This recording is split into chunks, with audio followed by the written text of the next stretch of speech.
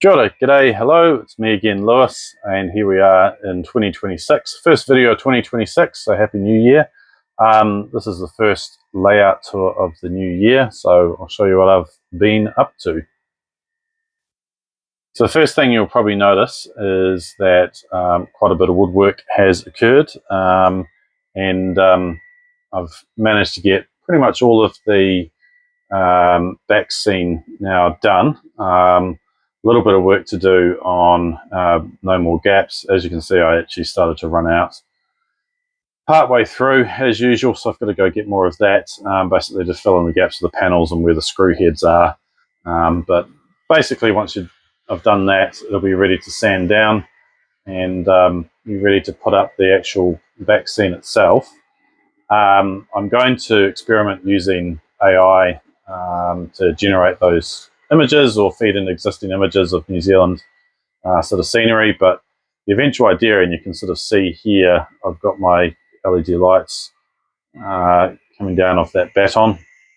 That baton will eventually extend all the way along the shed into the corner. As you can see, the corners are a bit dark. Yeah, not a huge amount of light there. And so the idea will be, as well as to break up the scene as well, I suppose, to set it up sort of like that. So as you can see, I've got just that up as an experiment at the moment, but the LED strip lighting is mounted onto that baton there. Comes over the town scene. I've got another one running across here, so I'll put a fascia on that too, sort of like I've got there as an example. Jeepers, that guy's really ripping through there on the DG. This is the DG Coltrane. As you can see, I still haven't replaced the bogey side frames yet, so one is completely exposed to the world.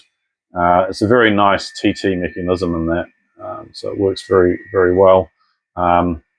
Bit inaccurate in terms of the sounds. It's got EMD sounds loaded on the chip, but I will eventually figure out how to redo that and put accurate English electric sounds in it.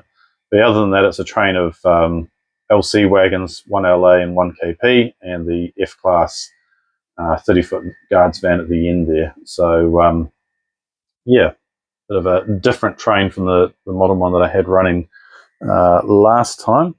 But, yeah, as you can see, I've also done the fascia down here as well. So that will eventually be painted black, like the other side. Now, over here on the town scene, I think I mentioned last time, this is where I was going to build town. So obviously with a bit of extra light, sort of doesn't make it so dark. I bought these off a guy, these buildings here, off a guy down the line in Blenheim.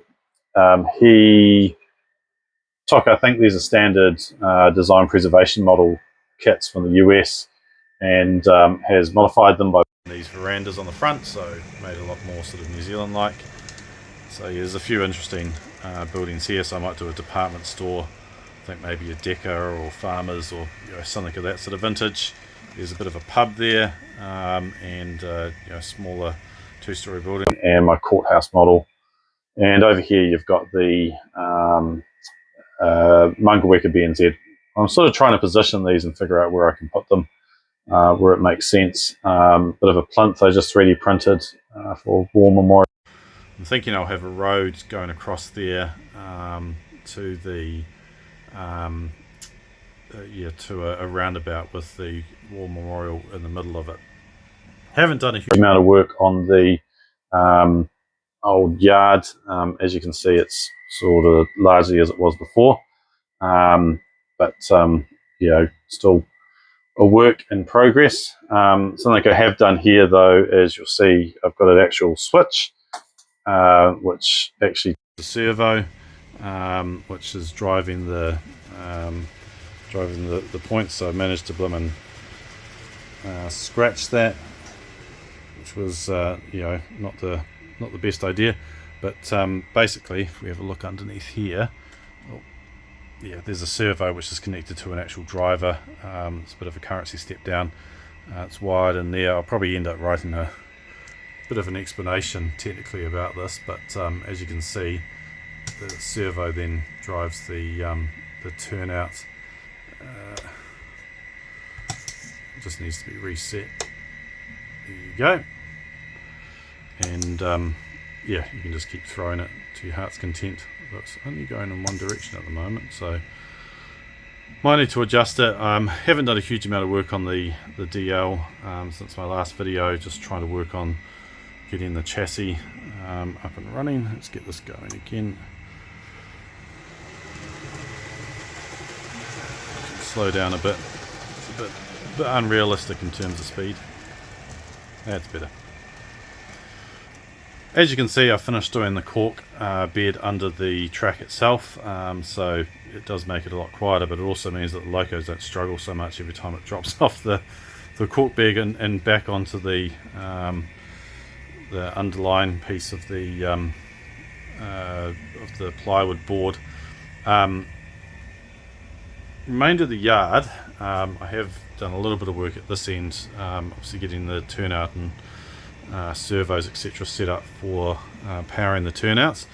Been playing a little bit with where to put the sawmill, so these are all parts of the HO scale sawmill that I had previously, but basically I'm going to put it in the corner here, the other side of the track, so I've been sort of working out how to place that relative to the end of the yard, sort of a private siding coming off here.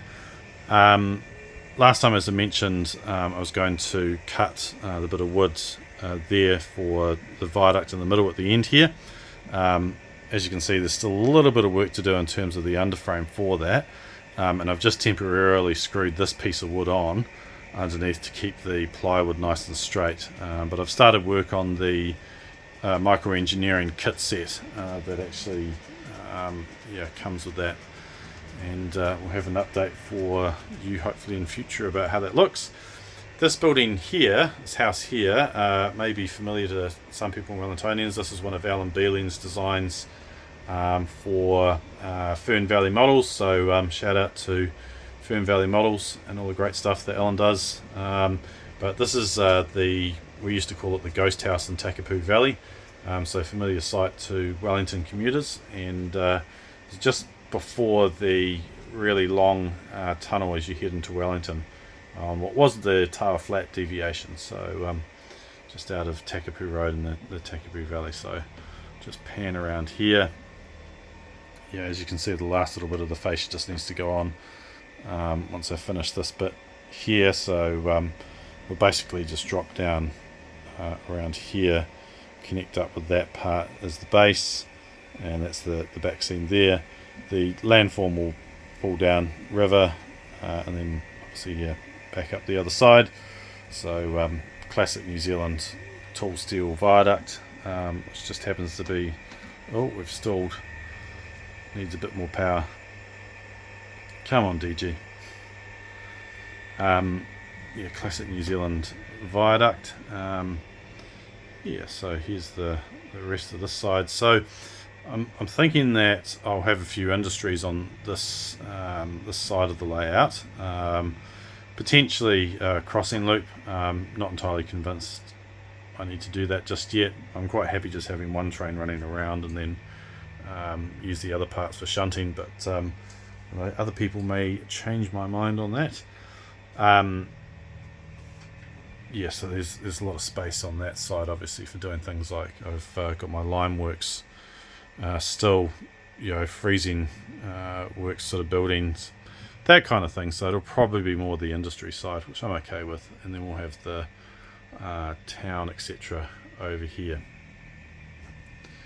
So let's see if I can get this to go this time. No, needs a bit of adjustment. There you go. Never works when it's live. Speaking of which, here comes a train. From my last video, I had a few questions just about using the Locofy system. So probably the main thing for most people is that you can use it alongside DCC systems.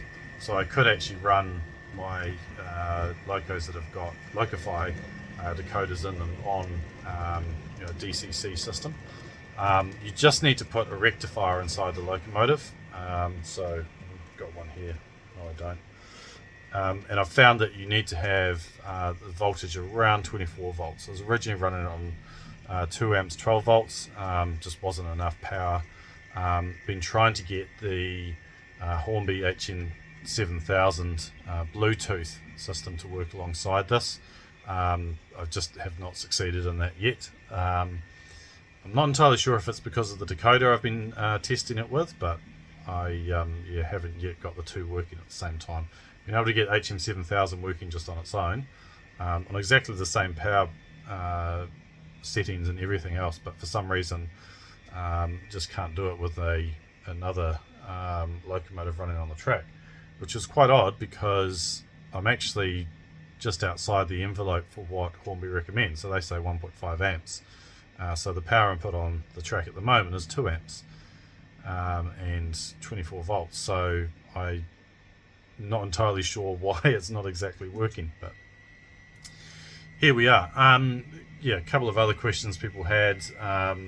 Well, by the way, you may have heard or seen my 3D printers are running here. Other two are in the process of being yes, I am making everyone's orders as I go. This isn't, obviously delaying me getting things out.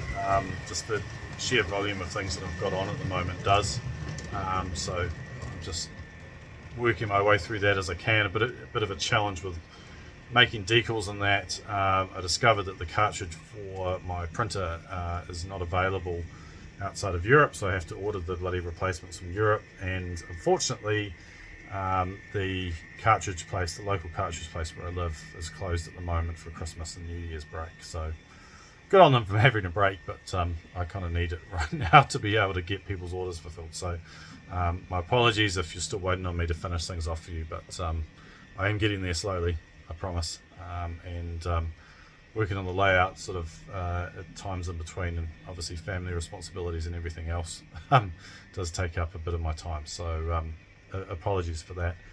If I could do it full time I would, and then everyone would get their orders really fast. I'll probably be chasing people for work, but that's that. So look, thanks very much for tuning in, and probably going to do these once a month. The last one did really well. It was about 2,700 views last time I checked, so I was quite impressed with that. So yeah, if that's the kind of interest in the layout, then I'll continue to do them, and you'll see this as it slowly progresses. I'm heading back to work soon, so it'll be a bit slower progress. I managed to knock out a lot of the woodwork over the last few days, so it's been a good thing. So catch you later.